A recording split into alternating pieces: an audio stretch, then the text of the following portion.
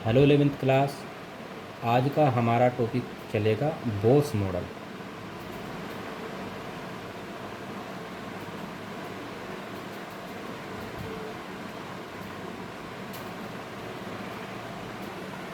तो बोर्स ने उन सब चीज़ों के जवाब दिए जिससे पहले बताया था कि बोर्स के लिए प्लेटफॉर्म तैयार किया गया था। किन किन चीज़ों के? एक तो ब्लैक बॉडी रेडिएशन, उसका रीज़न क्या है। दूसरा, उन्होंने अपने इस मॉडल से जवाब दिया फोटो इलेक्ट्रिक इफेक्ट। और तीसरा जो हाइड्रोजन का स्पेक्ट्रम होता है। तो हम एक एक करके पॉइंट पढ़ेंगे बोर्स मॉडल के। बोर्स मॉडल क्या था? नंबर फर्स्ट, बोर्स ने बताया कि जो इलेक्ट्रॉन न्यूक्लियस के चारों तरफ अगर घूम रहा है, तो जैसे कि रदरफोर्ड ने बताया था, रदरफोर्ड ने ये नहीं बताया था कि वो कहाँ घूमेगा इलेक्ट्रॉन, उसकी कोई पोजीशन नहीं बताई थी। लेकिन बोल्ट ने उसकी पोजीशन बता दी। उसने बताया कि ये जो जहाँ वो घूमेगा, जिस पाथ पर वो घूमेगा, सर्कुलर पाथ पर, वे पाथ फिक्स होते हैं और वहाँ उस इलेक्ट्रॉन की एनर्जी भी फिक्स होती है। मीन्स इलेक्ट्रॉन बिना एनर्जी को लॉस किए या गेन किए एक फिक्स सर्कुलर पाथ पर घूमता रहेगा, जिसे ऑर्बिट या सेल कहते हैं। अच्छा, इलेक्ट्रॉन केवल उन फिक्स शेल में या उन फिक्स ऑर्बिटल में घूमेगा जहां उसका angular momentum M V R is equal to होगा एन एच बाई 2 पाई। जहां एन की जो वैल्यू होती है वो या तो 1 होगी या 2 होगी, 3, 4 एक्सेट्रा। एम इलेक्ट्रॉन का मास है, वी वेलोसिटी है, आर रेडियस हुई और एच प्लैंक कांस्टेंट है। बाकी पाई की वैल्यू आपको पता ही है। इसका मतलब कि जब एम वी आर की वैल्यू हमेशा, जब इसको एम वी आर की वैल्यू कैलकुलेट करेंगे तो हमेशा एक इंटीग्रल आएगा। यानी कि इलेक्ट्रॉन केवल उसी सेल में घूमेगा जहाँ उसका एंगुलर मोमेंटम h/2 पाई का इंटीग्रल होगा। यानी कि इंटीग्रल 1, 2, 3, 4 में फिक्स होती हैं, इसलिए कि 1 सेल हो गई, 2 सेल हो गई, 3 हो गई, 4 हो गई।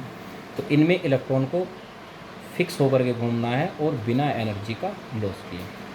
तो यहाँ पर ये प्रॉब्लम सोल्व होगी जो रदरफोर्ड में आ रही थी। मैक्सवेल के हिसाब से बताया था उसने कि भाई जब इलेक्ट्रॉन घूमता है तो धीरे धीरे उसकी एनर्जी लॉस होगी। तो ये प्रॉब्लम इसने सोल्व कर दी कि एनर्जी का लॉस वो नहीं करेगा अगर उसको, उसकी जो ऑर्बिट है वो फिक्स है। अच्छा, इस तरह से फिक्स सेल हो गई। इलेक्ट्रॉन एनर्जी का लॉस या एनर्जी को गेन तभी करेगा जब वो एक सेल से दूसरे सेल में जाता है। मान लीजिए सेल आपकी E1 है, यहाँ उसकी एनर्जी इलेक्ट्रॉन की E2 है। तो अगर वो ऊपर से नीचे की तरफ जाता है तो वो एनर्जी को लॉस करता है, और जब नीचे से ऊपर की तरफ जाएगा तो वो एनर्जी को गेन करेगा। यानी कि एनर्जी का जो डिफरेंस होगा delta E is equal to E2 minus E1। इस तरह से पहली शेल, जिसको हम ग्राउंड स्टेट कहते हैं, यहाँ इलेक्ट्रॉन की एनर्जी सबसे कम होगी। इलेक्ट्रॉन को जब एनर्जी मिलती है ऊपर वाली शेल में चला जाएगा, और एनर्जी मिलेगी और ऊपर वाले में जाएगा, और एनर्जी मिलेगी ऊपर वाले में चला जाएगा। इस तरह इलेक्ट्रॉन अगली सेल में कूदता चला जाता है। तो यानी कि जब इस शेल से इस सेल में इलेक्ट्रॉन जाएगा तो उसको एनर्जी चाहिए होगी, यानी कि एटम एनर्जी को एब्जॉर्ब करता है। और जब ऊपर से ऊपर वाली सेल से नीचे के सेल में जाता है तो वो एनर्जी का लॉस करता है, मतलब एनर्जी को इमिट करता है। तो इसी से एब्जॉर्प्शन और इमिशन जो स्पेक्ट्रम बने थे वो इसकी वजह से बनते हैं। तो उन्होंने इसको यहाँ एक्सप्लेन कर दिया कि हाइड्रोजन के एटम में जो स्पेक्ट्रम आ रहे थे, एब्जॉर्प्शन स्पेक्ट्रम और इमिशन स्पेक्ट्रम आ रहे थे, उसकी वजह ये होती है। अच्छा, इसकी, इस इलेक्ट्रॉन की अगर हमें फ्रीक्वेंसी निकालनी हो तो फ्रीक्वेंसी इस फॉर्मूले से निकाल सकते हैं।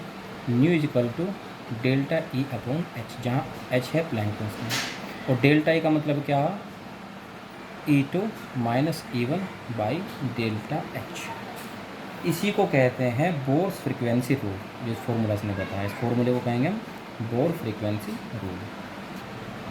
अच्छा, बोर्स ने इस इलेक्ट्रॉन की, जो इलेक्ट्रॉन्स में घूम रहा है सेल में, उस सेल की रेडियस जो निकाली इस फॉर्मूले से निकाली, R is equal to N square A0, जहाँ n तो हो जाएगी सेल का नंबर, जिसको हम प्रिंसिपल क्वांटम नंबर भी कहते हैं, और A0 की वैल्यू उन्होंने बताई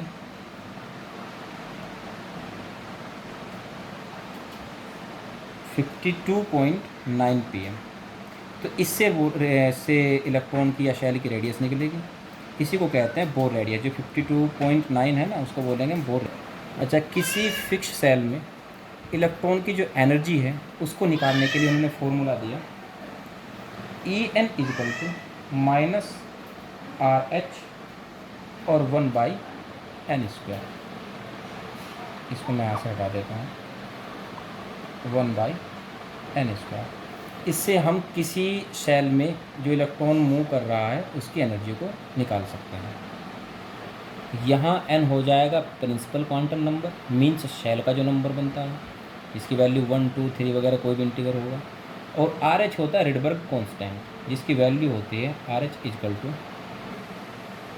2.18 मल्टीप्लाई 10⁻⁻18 जूल।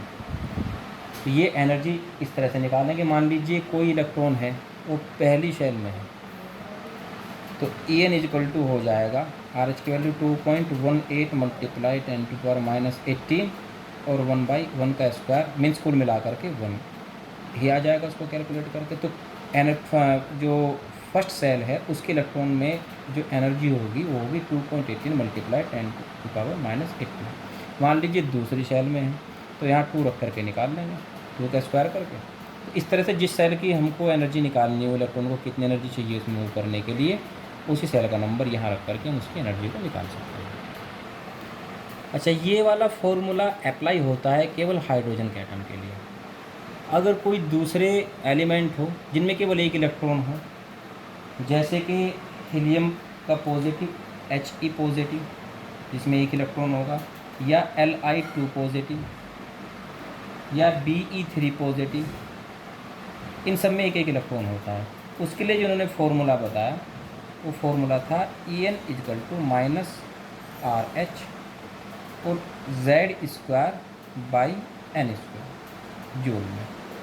यहाँ Z होगा एटॉमिक नंबर उस एलिमेंट का जिसमें हमें इलेक्ट्रॉन की एनर्जी को निकालना है। मान लीजिए हीलियम की एनर्जी निकालनी है तो उसका एटॉमिक नंबर 2 होता है, तो यहाँ 2 रख करके बाकी जिस सेल की निकालनी है उस सेल की वैल्यू नीचे रख देंगे। तो ये सब पॉइंट थे आपके बोर्स मॉडल के। अब बाद में बोर्स मॉडल में क्या क्या ड्रॉबैक थे इसके, और बोर मॉडल ने जो हाइड्रोजन स्पेक्ट्रम है उसको कैसे समझाए, नेक्स्ट वाले वीडियो में।